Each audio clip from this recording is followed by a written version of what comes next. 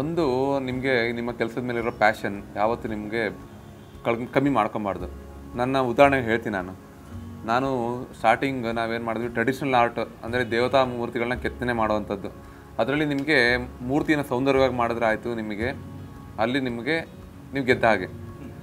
Next ಏನಾಯಿತು, ನನಗೆ ಈ ನೈಜ ಕಲೆ ಬಗ್ಗೆ ಒಂದು ಆಸಕ್ತಿ ಮೂಡ್ತಾ ಬಂತು. ಯಾರೊಬ್ಬರು ಕಸ್ಟಮರ್ ಕೇಳ್ತಾರೆ ನಮ್ಮ ತಂದೆಯವ್ರು ಸ್ಟ್ಯಾಚು ಮಾಡಿಕೊಡಿ ಅಂತ. ನಾನು ಅದಕ್ಕೆ ಆಯಿತು ಸರ್ ಮಾಡಿಕೊಡ್ತೀನಿ ಅಂತ ಆರ್ಡ್ರ್ ತೊಗೊಂಡು ಅಡ್ವಾನ್ಸ್ ತೊಗೊಬಿಟ್ಟಿದ್ದೀವಿ. ಅಡ್ವಾನ್ಸ್ನ ಮನೆಗೆ ಅದಕ್ಕೆ ಖರ್ಚು ಮಾಡಿಬಿಟ್ಟಿದ್ದೀನಿ. ಆದರೆ ಅದು ಮಾಡಿದ್ರೆ ನನಗೆ ಬರ್ತಾಯಿಲ್ಲ. ನನಗೆ ಎಷ್ಟು ಕಷ್ಟ ಆಗ್ತಿದೆ. ರಾತ್ರಿ ನಾನು ಮಲ್ಕೊಂಡು ಅಳ್ತಾ ಇದ್ದೀನಿ. ರಾತ್ರಿ ಹೊತ್ತು ನನ್ನ ಕೈಲಿ ಆಯ್ತಾಯಿಲ್ಲ, ಇದು ಅವ್ರು ದುಡ್ಡು ಕೊಡೋಕ್ಕೂ ನನ್ನ ಕೈಲಿ ಆಗಲ್ಲ ವಾಪಸ್ಸು, ಅದು ಮಾಡ್ತಾಯಿಲ್ಲ. ನಂಗೆ ಕಣ್ಣಲ್ಲಿ ನೀರು ಬರ್ತಾಯಿದೆ, ಅವ್ರಂಗೆ ಬರ್ತಾಯಿಲ್ಲ ಇದು ಅಂತ. ಆಗ ನೀವೆಂದಂಗೆ ನಾನು ಅನಾಟಮಿ ಬಗ್ಗೆ, ಒಳಗಡೆ ವಿಷಯಗಳ ಬಗ್ಗೆ, ನನಗೆ ಫೇಶಿಯಲ್ ಮದಲ್ಸ್ಗಳ ಬಗ್ಗೆ ಗೊತ್ತು. ನೀವು ನಕ್ಕಿದ್ರೆ ಯಾವ ಮದಲ್ಸ್ ಸ್ವೆಲ್ಲಿಂಗ್ ಬರುತ್ತೆ, ಹತ್ರ ಉಬ್ಬು ಏನಾಗುತ್ತೆ, ನಿಮ್ಮ ಜಾ ಸ್ಟ್ರಕ್ಚರ್ಸು, ನಿಮ್ಮ ದೌಡೆ ಹಲ್ಲು, ನಿಮಗೆ ಸ್ಕಲ್ ಸ್ಟ್ರಕ್ಚರ್, ಇದೆಲ್ಲ ನನಗೆ ಈಸಿಯಾಗಿ ನಾನು ಡಾಕ್ಟ್ರ್ ಅಲ್ಲದೆ ನಾನು ಈಸಿಯಾಗಿ ಕಂಡುಹಿಡ್ಕೊತೀನಿ. ಸೊ ಆಗ ನಾನು ನನ್ನ ವಿದ್ಯಾಭ್ಯಾಸ ನನಗೆ ತುಂಬ ಕೈ ಹಿಡಿತು. ನಾನು ಅನಾಟಮಿ ಬುಕ್ಸ್ಗಳನ್ನ ತಗೊಂಡೆ, ಈ ನೈಜ ಕಲೆ ಮಾಡೋವಂಥ ಕಲಾವಿದರುಗಳನ್ನ ಪರಿಚಯ ಮಾಡ್ಕೊಂಡು ಸ್ನೇಹ ಮಾಡಿಕೊಂಡೆ. ಅದೇ ರೀತಿ ನಾನೊಂದು 2-3 ವರ್ಷ ಅಭ್ಯಾಸ ಮಾಡ್ತಾ ಬಂದೆ, ಬಿಡಲಿಲ್ಲ. ಈಗ ನಂಬ್ತಿರೋ ಬಿಡ್ತಿರೋ, ನಾನು ಮಾಡಿದ್ಮೇಲೆ ಕಸ್ಟಮರು ನಮ್ಮ ತಂದೆ ಥರನೇ ಕಾಣ್ತಾರೆ ಅಂತ ಅಳ್ತಾ ಇದ್ದಾರೆ ಎಲ್ಲರೂ. 100ಕ್ಕೆ 90 ಜನ ಅಳ್ತಾರೆ. ನನಗೆ ಮೈಸೂರು ವಿಶ್ವವಿದ್ಯಾನಿಲಯದ ನಮ್ಮ ವೈಸ್ ಚಾನ್ಸಲರ್ ಹೇಮಂತ್ ಕುಮಾರ್ ಅವರು ಅವ್ರ ತಾಯಿ ಪುತ್ಥಳಿನ ಮಾಡಿಕೊಟ್ಟಿದ್ದೆ.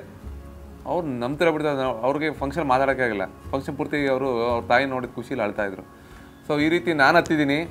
ಕಲೆನ ನಂಬಿದ್ದಕ್ಕೆ ನನ್ನ ನಂಬಿಕೆ ಮತ್ತು ಅದಕ್ಕೆ ಬೇಕಾಗಿರೋಂಥ ಹೋಮ್ವರ್ಕ್. ನೀವು ಯಾವತ್ತೂ ನೀವೇನು ಹೇಳ್ತೀವಿ, ಕ್ರಿಕೆಟಲ್ಲಿ ಚೆನ್ನಾಗಿ ಆಡಬೇಕು ಅಂದರೆ ಅವ್ರಿಗೆ ಬೇಸಿಕ್ ಸರಿ ಇರಬೇಕು ಅಂತಾರಲ್ಲ, ಯಾವತ್ತೂ ನಿಮ್ಮ ಬೇಸಿಕ್ನ ಸರಿ ಮಾಡ್ಕೊಳ್ಳಿ. ನಿಮ್ಮನ್ನು ನೀವು ಮೋಟಿವೇಟ್ ಮಾಡ್ಕೊಳ್ಳೋಕ್ಕೆ ನಾನೇನು ಮಾಡ್ತೀನಿ, ದಿನನಿತ್ಯ ನೋಡಿ ಕೆಲಸಕ್ಕೆ ಬರಬೇಕಾದ್ರೆ ಏನಾರು ಒಂದು ಬರುವಂಥ ಸಮಯದಲ್ಲಿ ನಾನು ಒಂದು ಮೋಟಿವೇಟ್ ಮಾಡ್ಕೊಳ್ಳೋಕ್ಕೆ ಒಂದು ಹುಡುಕ್ತಾ ಇರ್ತೀನಿ. ಏನಿರ್ಬೋದು ನನಗೆ ಮೋಟಿವೇಟ್ ಮಾಡೋಕ್ಕೆ. ನನಗೆ ಇವತ್ತು ನಾನು 10 ಗಂಟೆ ಕೆಲಸ ಮಾಡಬೇಕು ಅಯ್ಯೋ ಅಂದ್ಬಿಟ್ರೆ ನಿಮಗೆ ಅಲ್ಲೇ ಬೆಳಗ್ಗೆ ಹೋಗ್ಬಿಡ್ತೀರಾ. ನನಗೆ ಬೆಳಗ್ಗೆ ಒಬ್ಬರು ಕೆಲಸಕ್ಕೆ ಬರ್ತಾರೆ, ಒಬ್ಬರು ಅಮ್ಮ, ಅವ್ರಿಗೆ ಕಿವಿ ಕೇಳಲ್ಲ, ಅವ್ರನ್ನ ದೊಡ್ಡಮ್ಮ ಅಂತಾರೆ. ದೊಡ್ಡಮ್ಮ ಅಂದ್ರೆ ಅರ್ಥ ಆಗಲ್ಲ. ಅವರು 6:30ಗೆ ದಿನ ಬರ್ತಾರೆ, ಅಡುಗೆ ಮಾಡೋದಕ್ಕೆ ಬರ್ತಾರೆ. ನಾನು ಒಂದು ಹೆಂಗಸು ವಯಸ್ಸಾದವರು 6:30ಗೆ ಎದ್ದು ಬಂದಿದ್ದೀನಿ, ನಿತ್ಯ ಮಾಡ್ತಾಯಿದ್ದಾರೆ ಅಂದರೆ ನಾನು ಈ ಹುಡುಗ ವಯಸ್ಸಲ್ಲಿ ಯಾಕೆ ಮಲ್ಕೋಬೇಕು, ಯಾಕೆ ಸೋಂಬೇರಿತನ ಬೇಕು, ಹೋಗಿ ಕೆಲಸ ಮಾಡು. ಇನ್ನೊಂದು ಬರ್ತಾ ಇರ್ತೀನಿ, ಯಾರೋ ನಮಗೆ ಇದು ಹ್ಯಾಂಡಿಕ್ಯಾಪ್ ಅವರು ಬೆಳಗ್ಗೆನೇ ಎದ್ದು ಅವರು ವೀಲ್ದು ಚೇರಲ್ಲಿ ಹೋಗ್ತಿರ್ತಾರೆ ಏನೋ ಒಂದು ಕೆಲಸ ಮಾಡೋಕ್ಕೆ. ಅವ್ರು ನೋಡಿದಾಗ ಏನಿಸುತ್ತೆ, ಅವ್ರಿಗೆ ದೇವರು ನಮ್ಗೆ ಇಷ್ಟೊಂದೆಲ್ಲ ಕೊಟ್ಟಿದ್ದೀನಲ್ಲ, ಇಲ್ಲ ಇವತ್ತು ನಾನು ಶ್ರದ್ಧೆಯಿಂದ ಮಾಡೋಣ, ಬೇರೆ ಅಂತ ನನ್ನ ಜೀವನ ಶೈಲಿ ಸಿಂಪ್ಲಿಫೈ ಮಾಡ್ಕೊಳ್ಳೋಣ.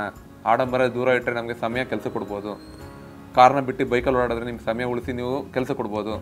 ಸೊ ಈ ರೀತಿ ನಾನು ಕೆಲಸದ ಜೊತೆ ಇರೋಕ್ಕೆ ಇಷ್ಟಪಟ್ಟೆ. ದಿನನಿತ್ಯ ಯಾವ್ದಾರು ಒಂದು ಮೋಟಿವೇಟ್ ಹುಡುಕ್ತಾ ಇರ್ತೀನಿ. ನೀವು ಹುಡುಕ್ತೀನಿ, ನೀವು ಹಗಲು ರಾತ್ರಿ ಕೆಲಸ ಮಾಡಿ ರಾತ್ರಿ ಎಲ್ಲ ಕವರ್ ಮಾಡ್ತಿರ್ತೀರ. ಸೊ ಹಂಗೆ ನಮಗೆ ಒಂದು ಮೋಟಿವೇಟ್ ಮಾಡ್ಕೊಳ್ಳೋಕ್ಕೆ ಒಂದು ಸಣ್ಣ ಕತೆ ಎಲ್ಲರ ಜೀವನದಲ್ಲಿ ಸಿಗ್ತಾ ಇರುತ್ತೆ. ನಮ್ಮನ್ನು ನಾವು ಒಂದು ಸೋಂಬೇರಿತನದಿಂದ ಈಚೆ ಬರಲಿಕ್ಕೆ ಅಷ್ಟೇ. ಅದನ್ನು ಮಾಡಿಕೊಂಡು ನಾವು ಈ ಒಂದು ದಿನನಿತ್ಯದೊಂದು ಏನಂತೀವಿ ದೊಡ್ಡ ಗೋಲ್ನ ಸ್ಟೆಪ್ನ ಸಿಂಪ್ಲಿಫೈ ಮಾಡ್ಕೊಂಡು ಸಣ್ಣ ಸ್ಟೆಪ್ ಮಾಡ್ಕೊಂಡು ಹೋಗಬೇಕು. ನೀವು ಅಂದಂಗೆ ಭಾಳಷ್ಟು ಜನ ಅವಮಾನಿಸಿದ್ದೆ, ಈ ಹುಡುಗಂಗೆ ಯಾಕೆ ಕೊಡಬೇಕು, ಬೇರೆ ಕೊಡೋಣ ಕೆಲಸ, ಮತ್ತು ನನ್ನ ಮೇಲೆ ಸುಳ್ಳು ಹೇಳಿ ಮಾಡೋ ಅಂಥದ್ದೆಲ್ಲ ಇತ್ತು. ಅದೆಲ್ಲ ನೋಡಿದ್ದೀನಿ. ಅವ್ರಿಗೆ ಈಗಲ್ಲ ಇನ್ನೊಂದು 20 ವರ್ಷ ಆದರೂ ಅವ್ರು ಈಗ ಬಂದು ಆರ್ಡ್ರ್ ಕೊಡೋಕ್ಕಾಗಲ್ಲ ಈಗ. ಸೊ ಹಂಗೆ ನಮ್ಮ ಕೆಲಸನೇ ಮಾತಾಡಬೇಕು, ಆ ಮಟ್ಟಕ್ಕೆ ನಾವು ಕೆಲಸ ಮಾಡಬೇಕು.